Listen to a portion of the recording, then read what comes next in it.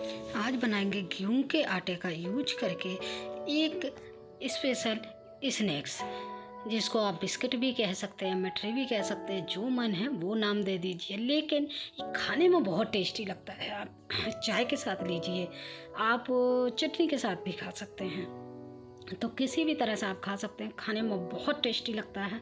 तो देखेंगे इसको कैसे बनाते हैं। तो सबसे पहले हमने एक बर्तन ले लिया। बर्तन में हम लेंगे गेहूं का आटा 1.5 कटोरी, 1 कटोरी ले लिया मैंने, और आधा कटोरी हम और लेंगे।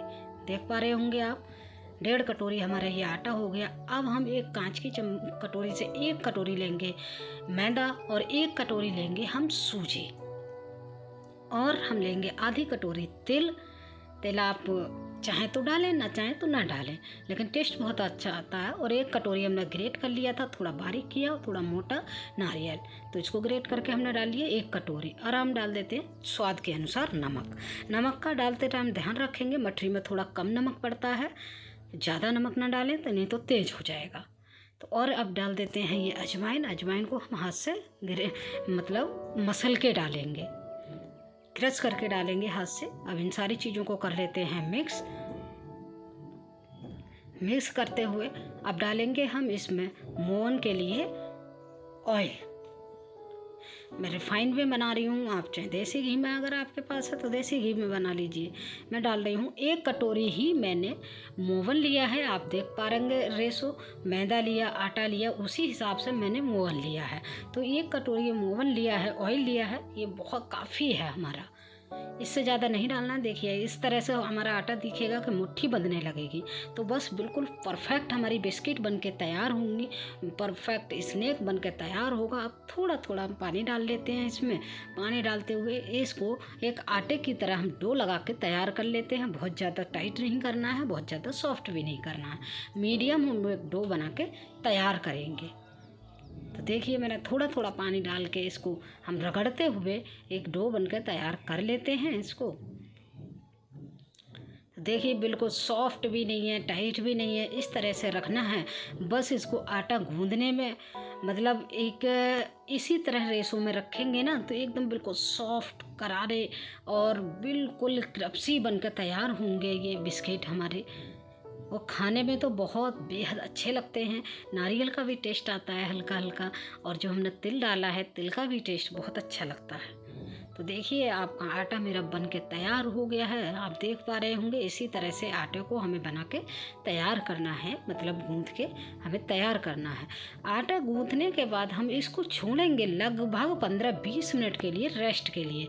इसकी वजह ये है क्योंकि हमने इसमें सूजी डाली है, तो सूजी भी हमारी थोड़ा फूल जाएगी, तो इसलिए हमने 10 मिनट के लिए देखिए आटे को रेस्ट करके रख दिया। और आप देख पा रहे होंगे आटा हमारा और हार्ड हो गया है, तो कोई इशू नहीं है। हमने थोड़ा सा सॉफ्ट गूंदा था और हार्ड हो गया सूजी की वजह से। तो ऐसे ही बस हमें इस आटे को लेके हाथों से टाइट करके दबाते हुए एक लोई बना के तैयार कर लेते हैं बड़ी सी, और इसको हम चकला पे रगड़ते हुए चिकना करके अब एक रोटी हम बनाएंगे। रोटी क्या बनाएंगे, पूड़ी कह लो आप। थोड़ा सा मोटा बेल के हमें तैयार करना है। अभी देखेंगे हमें कितना थिकनेस रखनी है, कितना मोटा रखना है, वो अभी हम देखेंगे। तो बस आटे को रगड़ के हमने पूरी तरह से, ये चिकना नहीं होगा तो कोई टेंशन लेने वाली बात नहीं है, क्योंकि इसमें सूजी है ना, तो थोड़ा सा फट रहा है ये, तो चिंता वाली कोई बात नहीं है। बस हम ऐसे ही बना के इनको तैयार करेंगे और एक शेप देंगे इनको। पहले हम बेल लेते हैं इसको रोटी की तरह,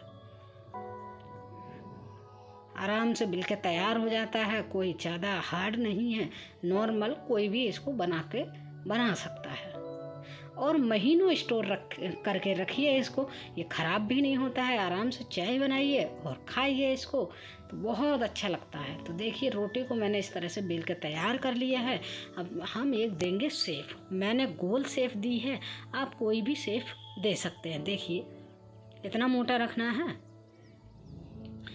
तो मैंने गोलाई में काटने के लिए एक ये लिया है। देखिए इस तरह से रिंग थी मेरे पास, मैंने उसको ले लिया। आप कोई भी शेप दे सकते हैं। मैं गोल शेप दे रही हूँ, बिस्किट का आकार दे रही हूँ, तो आप कोई भी दे सकते हैं। इस तरह से हम सभी को काट लेंगे। देखिए अब इस जो एक्स्ट्रा पार्ट है हम उसको निकाल देंगे, और जो गोल पीस है वो हमारे फ्रेश पीस हो गए, उनको निकाल देते हैं। और जो बचा हुआ आटा है ना, उसके भी हम इसी तरह से रोटियां बेलेंगे और इसी तरह से सभी को हम बना के तैयार कर लेंगे। तो देखिए थिकनेस आप देखिए, बस इतना ही रखना है, बहुत ज़्यादा मोटा भी नहीं रखना है, बहुत ज़्यादा पतला भी नहीं रखना है। बस इस तरह से आप रखेंगे। देखिए देख पा रहे होंगे आप। तो ये हमारी बन के तैयार हो गई हैं। अब इनको तलने के लिए हम चलते हैं। एक कढ़ाई ले लेते हैं। कढ़ाई में हमने ऑयल पहले ही गर्म करने रख दिया था, तो इनको हम तल लेते हैं। तलेंगे हम मीडियम आंच पे, ज़्यादा हाई आंच नहीं रखेंगे, क्योंकि हाई आंच रखेंगे तो अंदर ये सिकेंगी नहीं। तो मीडियम ही आंच पे इनको हमें सेकना है। और इनको डालते हुए हम सभी को कढ़ाई में डाल देते हैं और सिकने का वेट करते हैं। इसे उलटते पुलटते हम अच्छे से सेक लेंगे। तो यहीं पे याद दिला दूं फ्रेंड, अगर मेरी रेसिपी आपको अच्छी लगती है तो इसको लाइक और शेयर कीजिएगा और कमेंट में मुझे ज़रूर बताइएगा कि मेरी रेसिपी आपको कैसी लगती है। और मेरे चैनल को सब्सक्राइब कर लीजिएगा, जिससे आपको नई नई रेसिपी की नोटिफिकेशन आप लोगों को मिलती रहे। तो देखिए उलटते पुलटते हम इनको सेंक लेते हैं। इनको सेंकने में लगभग हमें 5 से 6 मिनट लगेंगे, बहुत ज़्यादा टाइम नहीं लगेगा, आराम से सिक जाते हैं। क्योंकि गेहूं के आटे के हैं तो बहुत ज़्यादा टाइम हमें नहीं लगता है। बस चलाते रहेंगे और सेंकते रहेंगे। तो देखिए हमारी बिस्किट एकदम से रेडी हो गई हैं, ब्राउन हो गई हैं। बस हमें इतने ही ब्राउननेस सेकनी थी, बहुत ज़्यादा ब्राउन नहीं करना। देखिए बिल्कुल परफेक्ट हमारी होकर सिक रही हैं।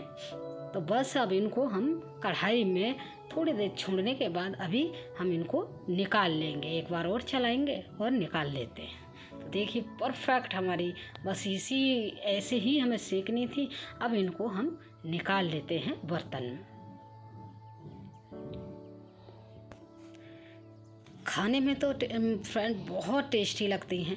आप एक बार बनाएंगे तो ना बार बार बनाने का मन करेगा।